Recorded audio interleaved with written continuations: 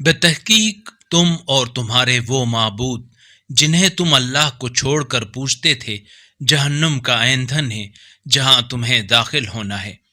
اگر یہ معبود ہوتے تو جہنم میں داخل نہ ہوتے، اور اب سب کو اسی میں ہمیشہ رہنا ہے۔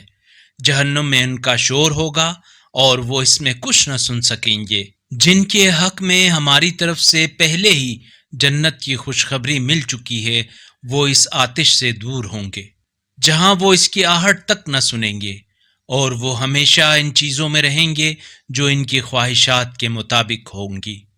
انہیں قیامت کے بڑے خوفناک حالات بھی خوفزدہ نہیں کریں گے، اور فرشتے انہیں لینے آئیں گے اور کہیں گے یہ تمہارا وہی دن ہے جس کا تم سے وعدہ کیا گیا تھا۔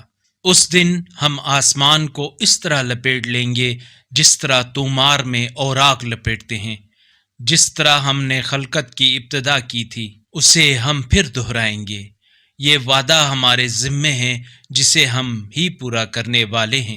اگر اس قرآنی کلپ نے آپ کے دل کو چھو لیا ہے تو براہ کرم چینل کو سبسکرائب کر لیجئے اور بیل آئیکن کو دبا دیجئے۔ اللہ نور السماوات والارض، اللہ آسمانوں اور زمین کا نور ہے۔